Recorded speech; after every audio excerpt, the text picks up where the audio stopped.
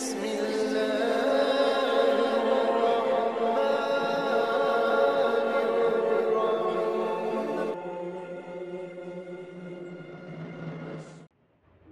Bismillahirrahmanirrahim. Assalamualaikum warahmatullahi wabarakatuh.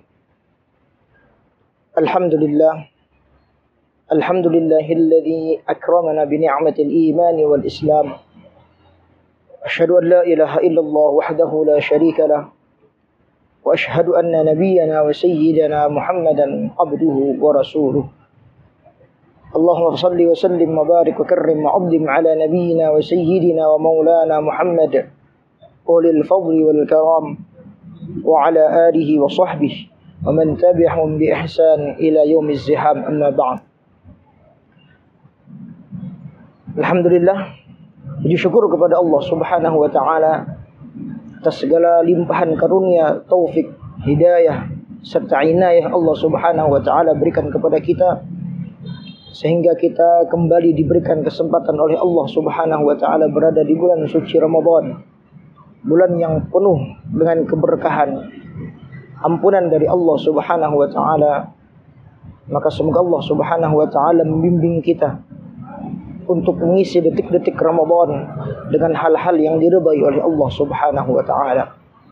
Salawat dan salam terhatur dan tercurah kepada baginda Rasulullah Muhammad bin Abdullah sallallahu alaihi wasallam, serta kepada seluruh sahabat, kerabat, tabi'in dan tabi'it tabi'in, dan orang-orang yang telah berjasa di dalam memperjuangkan dan menegakkan kalimat la ilaha illallah Muhammadur Rasulullah, dan orang-orang yang istiqamah di dalam menjalankan syariat dan juga sunnah-sunnah baginda Rasulullah sallallahu alaihi wasallam ila yaumil qiyamah.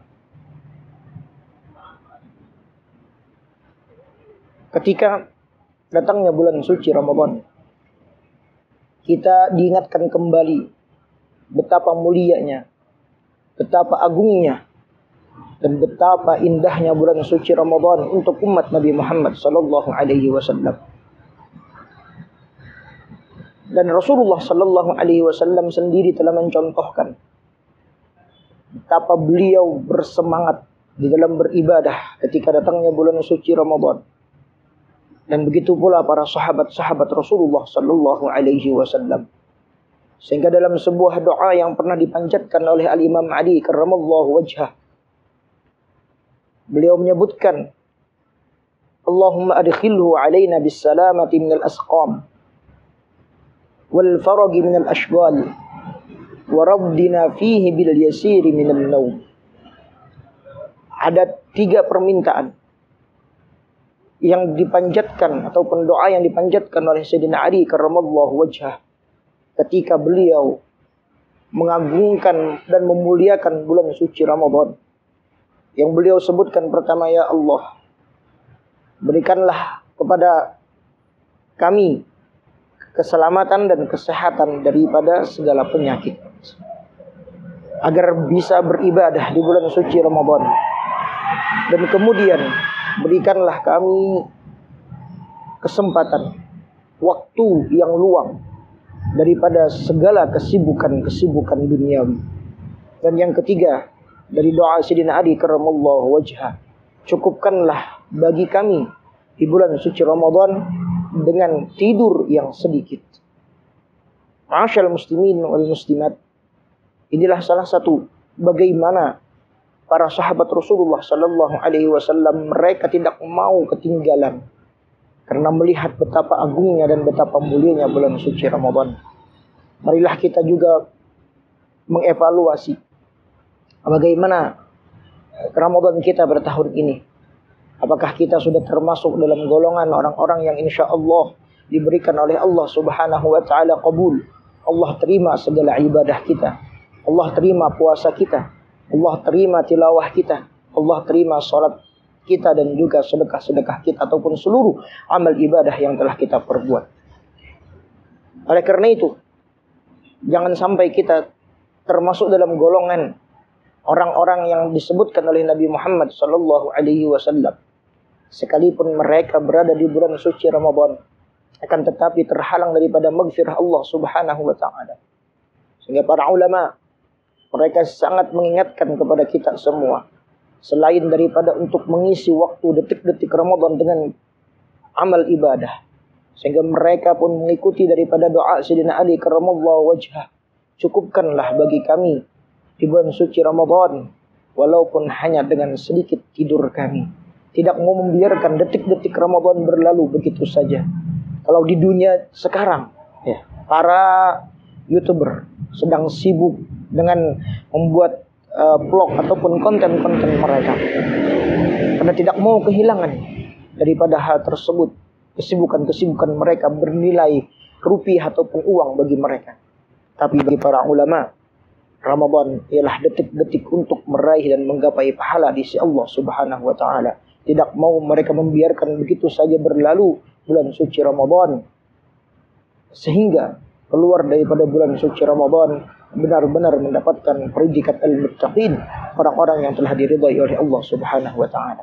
Maka 4 golongan ini yang mereka sangat mengingatkan kepada kita. Yang pertama ialah kata Rasulullah sallallahu alaihi wasallam, yang tidak mendapatkan ampunan di bulan suci Ramadan, yang pertama adalah asyahna, orang yang memiliki rasa benci terhadap kaum muslimin, memiliki rasa tidak senang terhadap kaum muslimin. Satu di antara kaum muslimin yang ia benci, satu di antara kaum muslimin yang ia tidak senangi, maka sudah mungkin menghalangi daripada rahmat Allah Subhanahu wa taala.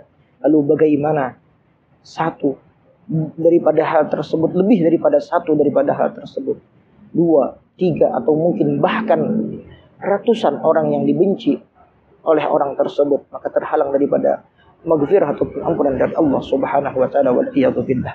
Dan kemudian yang kedua, kata baginda Rasulullah sallallahu alaihi wasallam, orang yang durhaka kepada kedua orang tuanya ataupun satu di antara 2 daripada kedua orang tua tersebut, adalah salah satu penghalang orang tidak mendapatkan ridha dan rahmat dari Allah Subhanahu wa taala ketika datangnya bulan suci Ramadan. Berbicara tentang durhaka kepada kedua orang tua, kita berkaca dari diri kita sendiri. Dan silahkan kita tanya, apakah kita sudah termasuk dalam golongan orang yang berbakti kepada kedua orang tua, atau termasuk dalam golongan wal'iyadzubillah, orang yang durhaka kepada kedua orang tua. Bagaimana catatan orang yang berbakti kepada kedua orang tua tersebut? Kita sering mendengar kalimat-kalimat yang keluar daripada orang yang tidak mengerti tentang urusan bakti kepada kedua orang tua. Kalimat yang kurang ajar keluar dari lisannya, mengatakan kalimat-kalimat yang kasar kepada orang tuanya, wal'iyadzubillah. Sehingga agar kita mengerti, dalam hadis riwayat Imam Muslim dan dimuat pula oleh Imam Nawawi radhiyallahu taala anhu dalam kitab Riyadhus Shalihin beliau, pada suatu hari Sayyidina Umar bin Khattab radhiyallahu taala anhu memerintahkan kepada Abdullah ibn Umar, putra beliau, untuk menceraikan istri daripada istri Abdullah ibn Umar, karena Sayyidina Umar tidak menyenangi perempuan tersebut. Maka Sayyidina Abdullah bin Umar pun mengadu kepada baginda Rasulullah sallallahu alaihi wasallam, "Ya Rasulullah, saya memiliki seorang istri yang saya cintai. Namun Umar bin Khattab tidak menyenangi wanita tersebut dan bahkan menyuruh saya untuk memerintahkan saya untuk menceraikan wanita tersebut. Apa yang akan saya lakukan ya Rasulullah?" Maka kata Rasulullah sallallahu alaihi wasallam, "Ceraikanlah wanita tersebut karena perintah daripada Sayyidina Umar bin Khattab radhiyallahu taala anhu." Hadirin wal hadirat, ma'asyiral muslimin wal muslimat. Inilah salah satu bukti betapa luar biasanya kedudukan orang tua di mata agama. Sampai-sampai dalam urusan rumah tangga sekalipun orang tua harus dilibatkan. Bahkan Sayyidina Umar bin Khattab radhiyallahu taala anhu, beliau mengatakan, "Ceraikan istrimu," dan itu pun disetujui oleh baginda Rasulullah sallallahu alaihi wasallam. Dan kemudian yang ketiga adalah orang qati'ur rahim, orang yang memutuskan silaturahim, orang yang tidak saling bertegur sapa, orang yang di dalam agama telah berani menentang Allah Subhanahu wa taala, ialah orang yang memutuskan silaturahim. Maka orang ini pun juga terhalang daripada rahmat Allah Subhanahu wa taala, terhalang daripada ridha-Nya Allah Subhanahu wa taala, dan tidak mendapatkan ampunan, tidak mendapatkan maghfirah dari Allah Subhanahu wa taala ketika ia berada di bulan suci Ramadan. Dan bahkan para ulama menyebutkan sekalipun ia berada ribuan kali di bulan suci Ramadan. Disebutkan golongan pertama ialah orang yang memiliki rasa benci terhadap kaum muslimin. Dan golongan yang kedua adalah orang yang durhaka kepada orang tuanya. Yang ketiga adalah orang yang memutuskan silaturahim. Dan yang keempat wal'iyadzubillah adalah orang yang tidak mau meninggalkan kemaksiatan. Disebutkan Rasulullah mudminu khamr, orang yang masih mabuk-mabukan di bulan suci Ramadan. Maka hadirin wal hadirat yang dirahmati oleh Allah Subhanahu wa taala, kita berusaha untuk menghindar dan menjauh daripada 4 golongan yang telah disebutkan oleh baginda Rasulullah sallallahu alaihi wasallam. Jikalau kita tidak bisa mencontoh para ulama yang mereka mengisi waktu detik-detik Ramadan dengan hal-hal ibadah, sehingga kita lihat mereka mungkin dalam kesibukan mereka hanyalah baca Al-Quran, zikir, ilmu dan seluruhnya bernilai positif ataupun bernilai pahala di sisi Allah Subhanahu wa taala.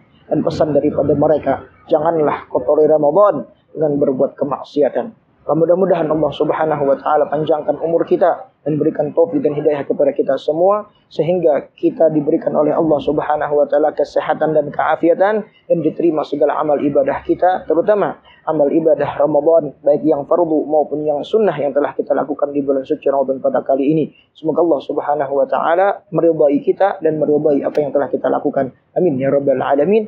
Demikian, salah khilaf mohon maaf. Wassalamualaikum warahmatullahi wabarakatuh.